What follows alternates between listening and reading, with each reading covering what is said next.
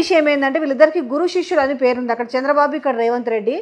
ఇప్పుడు అక్కడ చంద్రబాబు కూడా వచ్చినాడు కాబట్టి ఇక్కడ ఎఫెక్ట్ ఉండొచ్చు తెలంగాణలో. ఎందుకంటే వాళ్ళు కూడా కమిటీలు వేసి ఇక్కడ ఏదో మళ్ళీ దానికి పార్టీకో ప్రెసిడెంట్ని పెట్టి ఇక్కడ మళ్ళీ దానికి ఊపిర్లు ఊదాలని చూస్తున్నారనే వార్తలు బాగా వింటున్నాము. వీళ్ళు మాట్లాడుకుంటున్నారని. ఈ విధంగా ఎఫెక్ట్ ఉండబోద్ది. మళ్ళీ టీడీపీ పార్టీ ఇక్కడ పురుడు పోసుకుంటుందా?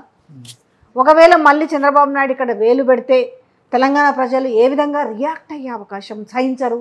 తెలంగాణ ప్రాంతం అంటే ఒక సెంటిమెంట్, ఇవన్నీ మాటలు ఎందుకంటే ఎందుకు తెచ్చుకున్నారో తెలంగాణ అది కూడా నడుస్తుంది కదా. మళ్ళీ ఇందులో తన ఇంపాక్ట్ ఉంటే ఎట్లుండబోతుంది తన వేలో కాలు పెడితే? చూడండి, ఇప్పుడు రేవంత్ రెడ్డి ఆయన రాజకీయ చరిత్ర, ఆయన ఎన్నికల యూనో ఇది ప్రకటనలు లేకుంటే ప్రచారాలు లేకుంటే హామీలు అన్నీ చూసాను.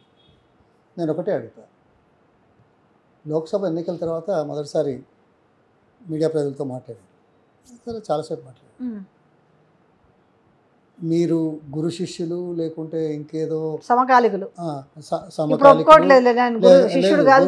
శిష్యుడు అంటే ఏదో చెప్తోడు కొడతా అని అన్నాడు. ఇంకోసారి అంటే చెప్తా కొడతాను సమకాలికులం అన్నాడు. అదే అదే మరి సహచరులము చెప్పులు ఎంతమందికి ఉంటాయో నాకు తెలియదు దేశంలో ప్రజలకు, కానీ మరి ఆయనకు ఒక్కరికే ఉన్నాయో మరి అది వేరు. కానీ దయచేసి ఇది ఆలోచించాల్సిన అవసరం. నేను సబ్స్క్రైబ్ చేయ గురు శిష్యులు కానీ లేకుంటే బడే బాయ్ చోటే బాయ్ కానీ, I won't say it, but I want to ask, ఎన్నికల తర్వాత ఏం మాట్లాడేవయ్యా? 8 మంది బీజేపీ ఎంపీలను ఈ రాష్ట్రంలో రావడానికి అవకాశం కల్పించిన నీ చరిత్ర, నీ 5 మాసాల పరిపాలన, నీ మీద రెఫరెండం కదా, నీకు వ్యతిరేకం కదా. 4 నుంచి 8 ఓకే వచ్చింది. ఏం మాట్లాడావు? ఈయనే ముఖ్యమంత్రిగా కాంగ్రెస్ పార్టీలో ఒక ముఖ్యమంత్రి. అఖిల భారత కాంగ్రెస్లో ఏం పదవి లేదు కదా, వేరే గుర్తింపు లేదు కదా, ఈ పదవితోటే కదా ఆయనను గుర్తించేది. పార్టీ తరఫున నువ్వేం మాట్లాడావా? పార్టీ తరఫున అన్నాడు కాంగ్రెస్ పార్టీ ఆంధ్రప్రదేశ్ రాష్ట్రానికి స్పెషల్ స్టేటస్ కట్టుబడి ఉంది అనే మాట మాట్లాడావు. మంచి రిలేషన్స్ కావాలన్నావు, నేను కాదను. కానీ ఈ మాట మొదలు ఎందుకు వచ్చింది? ఈ రాష్ట్ర ముఖ్యమంత్రిగా ఎవరైనా, నేనైనా మీరైనా ఎవరైనా ఏం మాట్లాడాలి? బీజేపీ ప్రభుత్వం 10 సంవత్సరాల్లో పార్లమెంటు సాక్షిగా ఆధునిక దేవాలయాల్లో ఆమోదించబడ్డ పునర్విభజన చట్టంలోని 5 అంశాల్లో ఒక్కటి కూడా చేయలేదు. ఖబర్దార్, ఇప్పుడైనా చేయండి. ఇప్పుడు చేసి తెలంగాణ ప్రజలకు న్యాయం చేస్తున్నామనే మాట మా డిమాండ్, మీరు చేయాలి అని మాట్లాడా? ఎవరి గురించి మాట్లాడుతున్నావు? పక్క రాష్ట్రం యొక్క ఓకే మాట్లాడు, కానీ నీ రాష్ట్రాన్ని విస్మరించి, నీ అవసరాలను విస్మరించి, నీ హక్కులను కాపాడలేని దైన్యస్థితిలో ఉండి ప్రజల ముందుకు వచ్చి ఈ ముఖం పెట్టుకొని మాట్లాడితే చరిత్రహీనుడిగా మిగిలిపోతావు. ముఖ్యమంత్రి కావచ్చు, ఎన్ని రోజులు ఉంటారనేది అసందర్భం. ప్రజలకు ఉన్నప్పుడు ఏం చేసావు అనేది ముఖ్యం, అంతే కదా.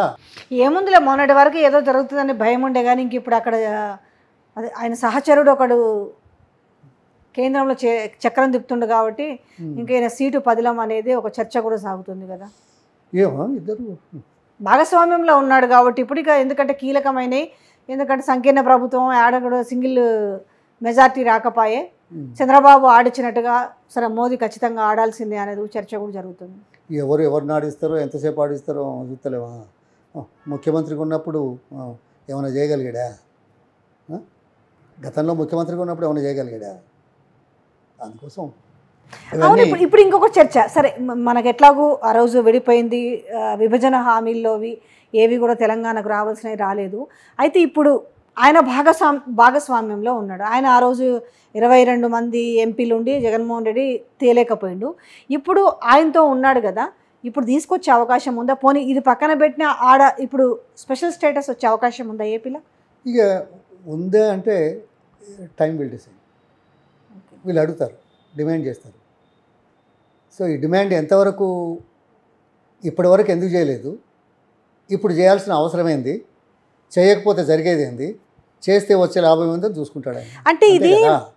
టెక్నికల్కి సంబంధించిన అంశాల భాగంగా పక్కన పెట్టారు అనుకోవచ్చా, లేదంటే ఎందుకు అనే విషయంలో పక్కన పెట్టారు? ఏంది స్పెషల్ స్టేటస్? అంటే ఇక్కడ ప్రాబ్లం ఏంటంటే అప్పుడున్న ప్రభుత్వం ఈ చట్టాన్ని తీసుకొచ్చింది.